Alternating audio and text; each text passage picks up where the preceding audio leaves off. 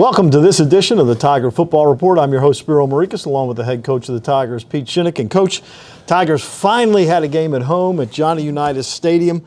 The outcome not what we wanted, but for the fans that were there, it was an exciting football game as it went the Tigers' way and then Youngstown State's way at the end, but it was an exciting ball game.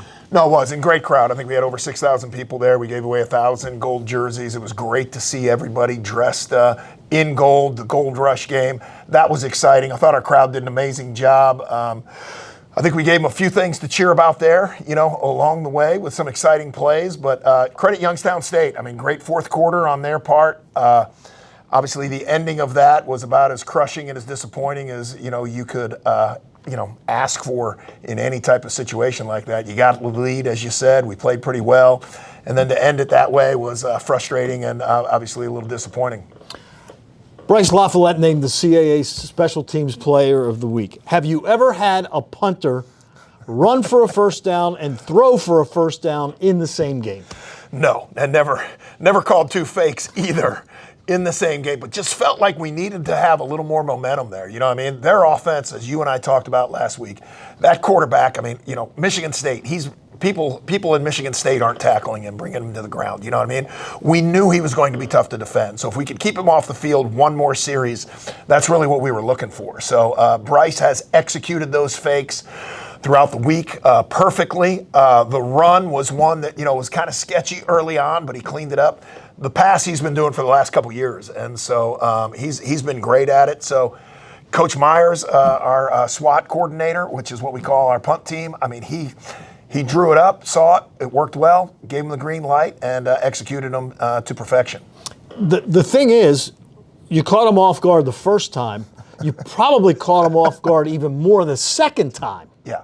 No, and nobody expects two in one game. No, their sideline reaction was unbelievable. It's like, okay. It's like nobody does that. So that was part of the thought process. I felt like we had an opportunity to get first downs on both of those, and so that was a little bit of the, all right, we got to keep this drive going. So Britt, go ahead. I'll give you the green light. Let's make it work. What was the difference in the first half and the second half from a defensive standpoint where Youngstown was able to go down and drive those last two times? Yeah, I think, we wanted to get them to throw the ball, and obviously their passing percentage wasn't great. I think they were like 23 of 46 or something like that.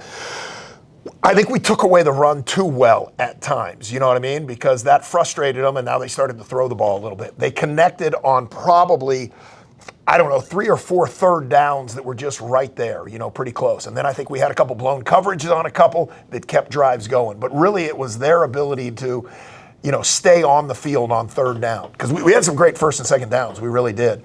The fourth quarter, though, I think, both sides of the ball, we got a first down and we scored a touchdown. And then the last two times we had the ball, we only got one first down offensively. So that's frustrating. And then defensively, obviously, we couldn't get them off the field there. That was irritating and frustrating. And credit to their field goal kicker. He hadn't made one longer than 37 yards, and he had a couple long ones to win the game. No, he did. When he made the first one, I was like, okay, this is it. I said, we got to keep him away from that. But we get the ball back with a minute 25 or whatever it is, and I really felt like if we could get, I know Caden had missed a field goal earlier, but I really felt like if we could get to the 40, we were going to attempt a field goal. And unfortunately, we had 2 drops, in that drive where, we would have been right in position to kick a field goal. What is his limit, Caden's? He made a 62-yarder in practice. So I would say that's it right now until we can get him to kick one a little longer. All right, this week, conference play starts. It's all CAA from here on out. And a new face on the schedule, Bryant. Yeah. And the Bulldogs come in. They just had a crazy loss to Campbell in double overtime, but this is a team that has an FBS win over UMass. Yeah, very good football team. We watched them a lot last year, completely different team. Coach has done a really good job assembling, I think, a very competitive team in the CAA. Last year, they were not very competitive, but, where they're at right now, to take Campbell down and really the way their game ended, they're going for 2 to tie it up for 50. Literally throw the ball, bounces off their guy's head. It would have continued to go. So this is a very good football team. You beat UMass at UMass. They're playing really good football. Now, the other thing is about that Campbell loss, they had to tie it. They had a 1:05 drive at the end of the game to get it to overtime.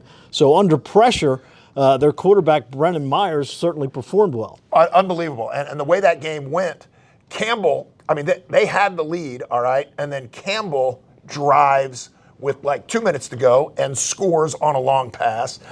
And then Bryant gets the ball back, goes and scores. It was an amazing game back and forth. And so give them a ton of credit. And, you know, one of the things I think you see out of Bryant is they're going to play hard for 60 minutes. They don't care what the score is. And I think that's an extremely impressive trait that a team can have. Their wide receiver, Zaheen Khalek, he's got 295 yards on just 13 catches. So he's averaging almost 23 yards per reception. That's somebody you have to keep an eye on. He is, and they love to go deep with him. So, I mean, got a little bit of that philosophy of Monmouth where they're going to throw the ball deep. They're always going to try you. You're going to see a lot of deep shots out of him.